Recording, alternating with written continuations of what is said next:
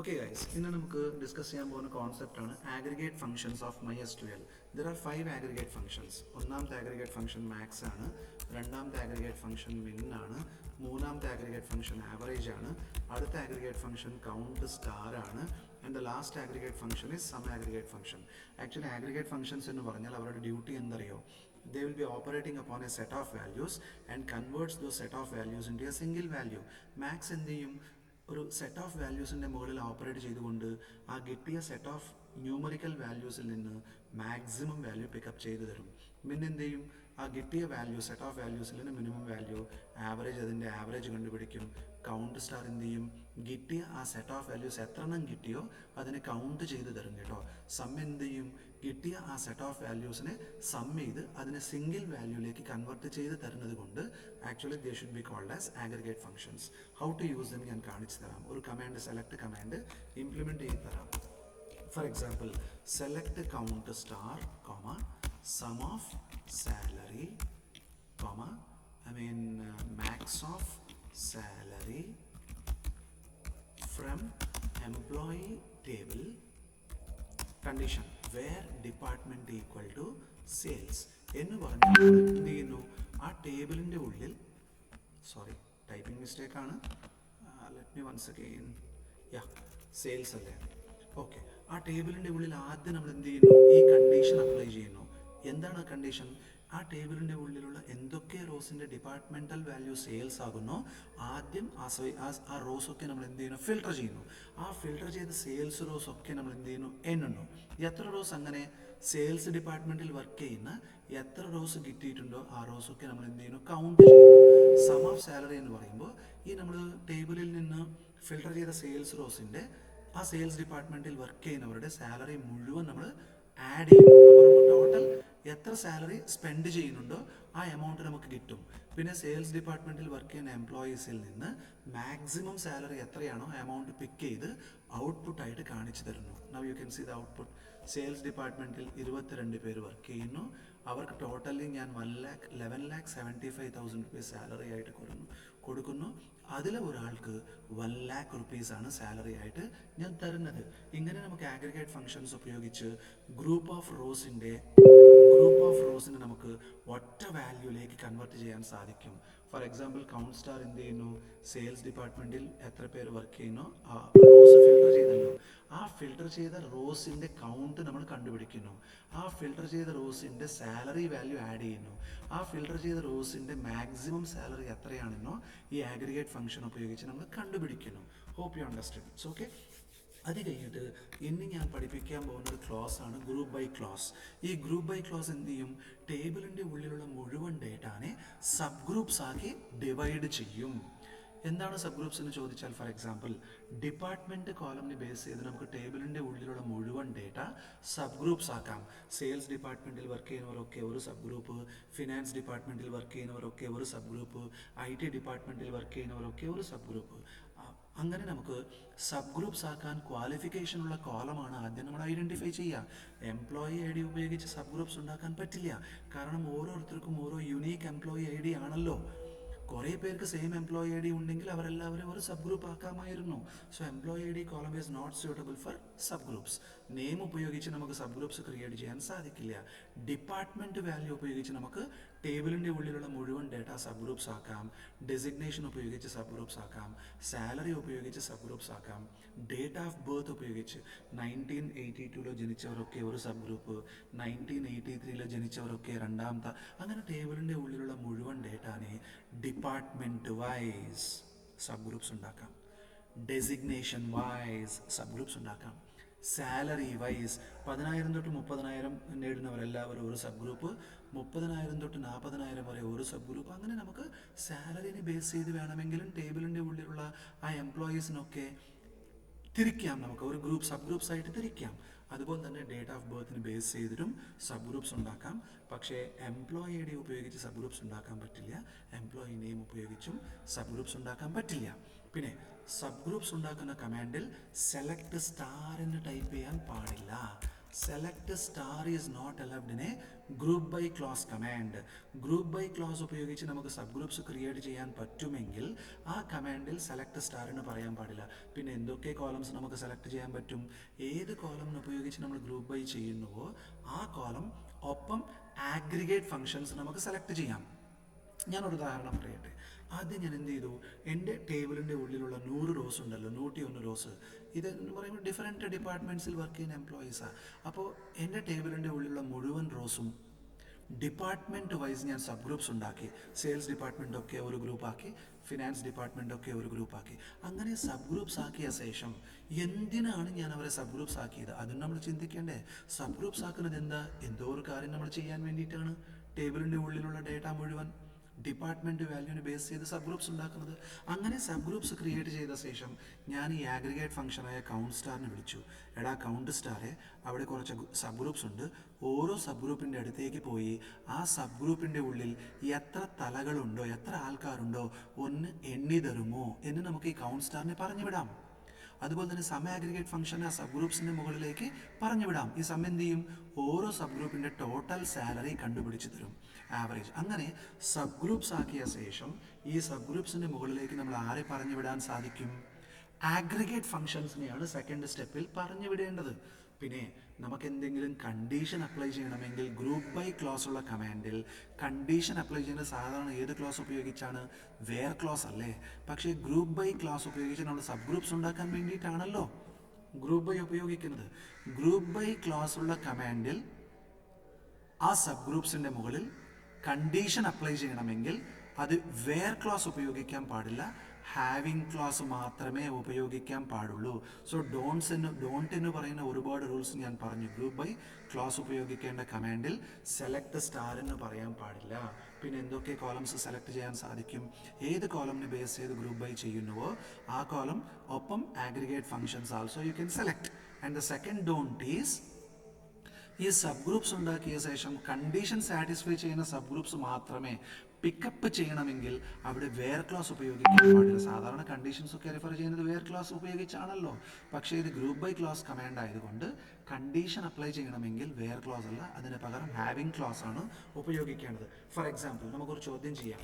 ഒരു ചോദ്യം ഞാൻ തരാം. Generate a report of employees department wise എന്ന് പറഞ്ഞാൽ ഓരോ ഡിപ്പാർട്ട്മെന്റിന്റെ റിപ്പോർട്ടാണ് ഞാൻ ജനറേറ്റ് ചെയ്യേണ്ടത്. എന്ത് റിപ്പോർട്ടായിരിക്കണം? ഓരോ department wise. Automatically that command is solve by using group by. Sub groups ഉണ്ടാക്കേണ്ടി വരും കേട്ടോ. എന്തുകൊണ്ട് നമ്മൾ ആ ടേബിളിന്റെ ഉള്ളിലുള്ള മുഴുവൻ data department wise sub groups ആക്കുന്നത്? ഓരോ ഡിപ്പാർട്ട്മെന്റിൽ എത്ര പേർ വർക്ക് ചെയ്യുന്നു, ഓരോ ഡിപ്പാർട്ട്മെൻറ്റിന് വേണ്ടി ടോട്ടൽ സാലറി എത്ര എക്സ്പെൻഡിച്ചറാണ് ഞാൻ ചിലവാക്കുന്നത്, അതിൻ്റെ മാക്സിമം സാലറി വാല്യൂ എത്രയാണ്, അങ്ങനെ നമുക്ക് കണ്ടുപിടിക്കണമെങ്കിൽ അങ്ങനെ കണ്ടുപിടിക്കാൻ വേണ്ടിയിട്ടുള്ള കമാൻഡാണ്. അപ്പോൾ കമാൻഡ് ഞാൻ ടൈപ്പ് ചെയ്ത് കാണിക്കാം. സെലക്ട്, യു കാൺ സേ സ്റ്റാർ. എന്താണ് സെലക്ട് ചെയ്യാൻ സാധിക്കുക? ഡെപ്റ്റ് കോളം സെലക്ട് ചെയ്യാം. Department column comma count star. ആ ഓരോ ഡിപ്പാർട്ട്മെൻറ്റിൽ എത്ര പേര് വർക്ക് ചെയ്യുന്നോ എണ്ണാൻ വേണ്ടി കൗണ്ട് സ്റ്റാറും പിന്നെ ഓരോ ഡിപ്പാർട്ട്മെൻറ്റിൽ ഉള്ള ആൾക്കാരുടെ ടോട്ടൽ സാലറി, ഓരോ ഡിപ്പാർട്ട്മെൻറ്റിൻ്റെ സാലറി നേടുന്ന ഓരോ ഡിപ്പാർട്ട്മെൻറ്റിൽ നിന്ന് മാക്സിമം സാലറി കണ്ടുപിടിക്കാം, ഓരോ ഡിപ്പാർട്ട്മെൻറ്റിൽ നിന്ന് മിനിമം സാലറി കണ്ടുപിടിക്കാം. കമാൻഡ് ഇൻകംപ്ലീറ്റ് ആണ്. I'm typing that command in the second line because it's a lengthy command. Okay, എത്ര കാര്യങ്ങൾ ചെയ്യാം. ഫ്രം ഏത് ടേബിളാണ് വരേണ്ടത്? Employee table. And group by. ഏത് കോളമിനെ ബേസ് ചെയ്തിട്ടാണ് ഗ്രൂപ്പ് ബൈ ചെയ്യേണ്ടത്? ഡിപ്പാർട്ട്മെൻറ്റ് കോളമിനെ ബേസ് ചെയ്തിട്ടാണ് സബ് ഗ്രൂപ്പ്സ് ക്രിയേറ്റ് ചെയ്യേണ്ടത്. അപ്പോൾ ആദ്യം നമ്മൾ എന്ത് ചെയ്യുന്നു? ടേബിളിൻ്റെ ഉള്ളിലുള്ള മുഴുവൻ റോസിനെയും ഡിപ്പാർട്ട്മെൻറ്റ് കോളമിനെ ബേസ് ചെയ്ത് സബ് ഗ്രൂപ്പ്സ് ഉണ്ടാക്കി. എല്ലാ സെയിൽസും ഒരു സബ് ഗ്രൂപ്പ്, എല്ലാ HR ഒരു സബ് ഗ്രൂപ്പ്, എല്ലാ ഫിനാൻസ് ഡിപ്പാർട്ട്മെൻറ്റ്, അങ്ങനെ സബ് ഗ്രൂപ്പ്സ് ഉണ്ടാക്കിയ ശേഷം ആ സബ് ഗ്രൂപ്പ്സിൻ്റെ മുകളിലേക്ക് ഞാൻ ആരെ പറഞ്ഞു വിടുന്നു? ആഗ്രിഗേറ്റ് ഫങ്ഷൻസിനെയാണ് ഞാൻ പറഞ്ഞു വിടുന്നത്. ആ ഓരോ സബ് ഗ്രൂപ്പിൻ്റെ ഉള്ളിലുള്ള കൗണ്ട് നമുക്ക് കണ്ടുപിടിക്കാം, ഓരോ സബ് ഗ്രൂപ്പിൻ്റെ ടോട്ടൽ സാലറി, ഓരോ സബ് ഗ്രൂപ്പിൻ്റെ മാക്സിമം സാലറി, ഓരോ സബ് ഗ്രൂപ്പിൻ്റെ മിനിമം സാലറി നമുക്ക് കണ്ടുപിടിക്കാൻ സാധിക്കും. It's okay. കണ്ടോടാ. ഫിനാൻസ് ഡിപ്പാർട്ട്മെൻറ്റിൽ 20 പേര് വർക്ക് ചെയ്യുന്നു. ടോട്ടൽ സാലറി എത്രയാണ്? മാക്സിമം സാലറി, ഇതാണ് maximum salary of the department and this is the minimum salary. Have you understood? പക്ഷേ ഒരു കാര്യം കൂടി ഞാൻ പറയട്ടെ, ഇത്ര ലെന്തി ഗ്രൂപ്പ് ബൈ കമാൻഡ് ഞാൻ ചെറുതാക്കാൻ പോകുന്നു. കാരണം എന്തറിയോ, തൽക്കാലത്തേക്ക് നമ്മൾ കണ്ട ഔട്ട്പുട്ടിൻ്റെ ഹെഡിങ്സ് കണ്ടോ, കോളമിൻ്റെ ഹെഡിങ്സ്, കൗണ്ട് സ്റ്റാർ, ഇതൊക്കെ മീനിങ്ലെസ് ഹെഡിങ്സ് ആണ് ഓരോ കോളത്തിൻ്റെ. സോ ടെമ്പററിലി നമ്മൾ ഔട്ട്പുട്ടായിട്ട് കാണിക്കാൻ പോകുന്ന ഡേറ്റ, ആ കോളംസിൻ്റെ ടെമ്പററിലി നോട്ട് പെർമനൻ്റ്ലി കോളത്തിൻ്റെ ഹെഡിങ് മാറ്റണമെങ്കിൽ നമുക്ക് എന്തായിരിക്കണം, എന്താണ് അതിൻ്റെ സൊല്യൂഷൻ ഒന്ന് പഠിച്ച് നോക്കാം കേട്ടോ. For example, select dept comma count star. ഈ count star column heading meaningless ആയതുകൊണ്ട് സ്പേസ് കൊടുത്ത് ഡബിൾ കോട്ട്സിൻ്റെ ഉള്ളിൽ നമ്പർ ഓഫ് എംപ്ലോയീസ് എന്ന് കൊടുക്കുമ്പോൾ തൽക്കാലത്തേക്ക് നമ്മൾ കാണാൻ പോകുന്ന ടേബിളിൻ്റെ ഉള്ളിൽ എത്ര കോളംസ് ഉണ്ടാവും? ടേബിളിൽ 2 കോളംസ് അല്ലേ? അപ്പോൾ സെക്കൻഡ് കോളത്തിൻ്റെ ഹെഡിങ് ടെമ്പററിലി കൗണ്ട് സ്റ്റാറിൽ നിന്ന് അത് ഏതിലേക്ക് മാറും? നമ്പർ ഓഫ് എംപ്ലോയീസിലേക്ക് മാറും. നോക്കിക്കോ, from employee table group by dept എന്ന് പറഞ്ഞാൽ നമ്മൾ ടേബിളിൻ്റെ ഉള്ളിലുള്ള ഡാറ്റ മുഴുവൻ ഡിപ്പാർട്ട്മെൻറ്റ് വൈസ് തിരിച്ച് സബ് ഗ്രൂപ്പ്സ് ക്രിയേറ്റ് ചെയ്തു. ആ സബ് ഗ്രൂപ്പ്സിലെ ഓരോ സബ് ഗ്രൂപ്പിൽ എത്ര പേരുണ്ടോ നമ്മൾ കൗണ്ട് സ്റ്റാർ കൊണ്ട് എണ്ണിക്കുന്നു. പക്ഷേ ആ കോളത്തിൻ്റെ ഹെഡിങ് ടെമ്പററിലി എന്തായി മാറും? നമ്പർ ഓഫ് എംപ്ലോയീസ് എന്ന് പറയുന്ന മീനിങ് കോളം ഹെഡിങ്ങിലേക്ക് ഔട്ട്പുട്ട് കാണിക്കുന്ന സമയത്ത് ടെമ്പററിലി കോളം ഹെഡിങ്സ് ചേഞ്ച് ചെയ്യണമെങ്കിൽ ഇതാണ് രീതി. കണ്ടോടാ, ഇപ്പോൾ കൗണ്ട് സ്റ്റാറിൽ നിന്ന് ഒരു മീനിങ് ഹെഡിങ് ആയ നമ്പർ ഓഫ് എംപ്ലോയീസിലേക്ക് അത് മാറിയിട്ടുണ്ട്. So how to change temporarily the headings of a column into a more meaningful manner ഞാൻ കാണിച്ചു തന്നു കേട്ടോ. പെർമനൻ്റ്ലി നമുക്ക് ചേഞ്ച് ചെയ്യാൻ പറ്റില്ല, കോളത്തിൻ്റെ പേരുകളൊക്കെ ചേഞ്ച് ചെയ്യാം. അതിനെ ഉപയോഗിക്കേണ്ടത് ഓൾട്ടർ കമാൻഡ് ഉപയോഗിച്ച്, because alter will effect the structure of the table. Alter command, create command, drop command, they belong to DDL category and they are the powerful commands because they will be affecting the structure. സ്ട്രക്ചറിനെ ബാധിക്കുന്ന നമ്മൾ ടേബിളിൻ്റെ സ്ട്രക്ചറിനെ എത്ര വട്ടം വേണമെങ്കിൽ അത്ര വട്ടം നമുക്ക് modify, edit ചെയ്യാൻ വേണ്ടി ഉപയോഗിക്കേണ്ട കമാൻഡാണ് alter command. Will deal with that in the coming class. So okay, how to change heading of the column temporarily അത് ഞാൻ കാണിച്ചു തന്നു. It's okay. So group by ക്ലാസ്സിൽ നമുക്ക് എന്തെങ്കിലും കണ്ടീഷൻ അപ്ലൈ ചെയ്യേണ്ടി വന്നാൽ from employee, okay, group by ഏത് കോളമിനെ ബേസ് ചെയ്തിട്ടാണ് സബ് ഗ്രൂപ്പ്സ് ക്രിയേറ്റ് ചെയ്യുന്നത്? ഡിപ്പാർട്ട്മെൻറ്റ് കോളമിനെ ബേസ് ചെയ്ത് സബ് ഗ്രൂപ്പ്സ് ഉണ്ടാക്കിയ ശേഷം ആ ഓരോ സബ് ഗ്രൂപ്പിൻ്റെ എത്ര ആൾക്കാരുണ്ടോ എണ്ണാൻ വേണ്ടി കൗണ്ട് സ്റ്റാറും, ആ ഓരോ സബ് ഗ്രൂപ്പിൻ്റെ ടോട്ടൽ സാലറി കണ്ടുപിടിക്കാൻ അതിൻ്റെ മാക്സിമം സാലറി, അതിൻ്റെ മിനിമം സാലറി, ഇതൊക്കെ നമ്മൾ പഠിച്ചല്ലോ. എനിക്ക് എല്ലാ സബ് ഗ്രൂപ്പ്സും കാണേണ്ട, കണ്ടീഷൻ പറയും. ഹാവിങ് ലാപ്ടോപ്പ് സ്റ്റക്ക് ആയിട്ടോ, just A second please.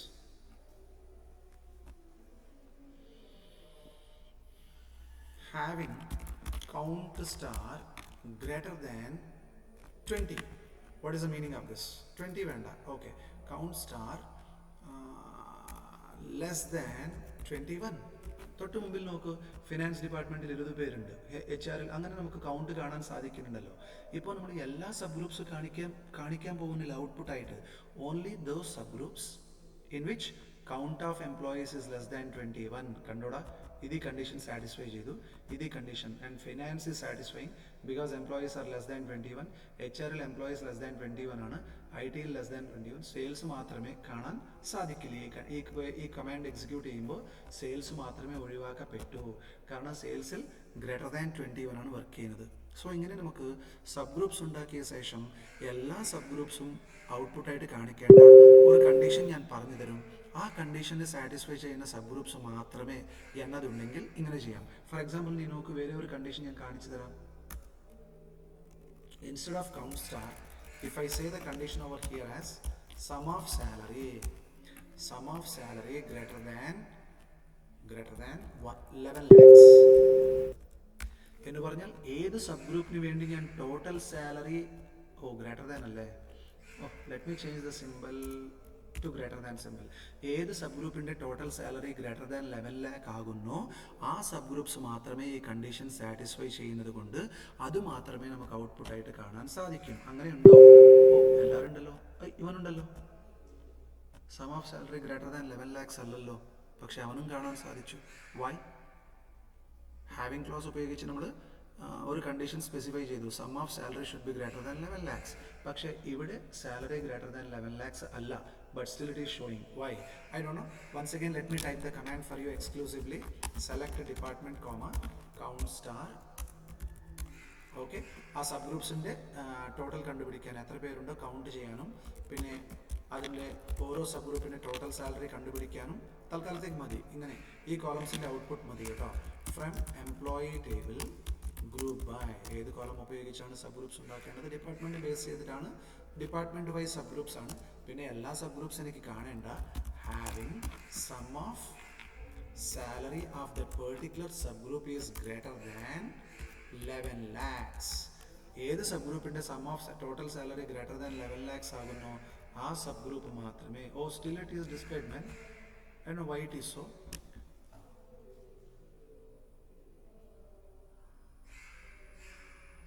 Okay then will see this later.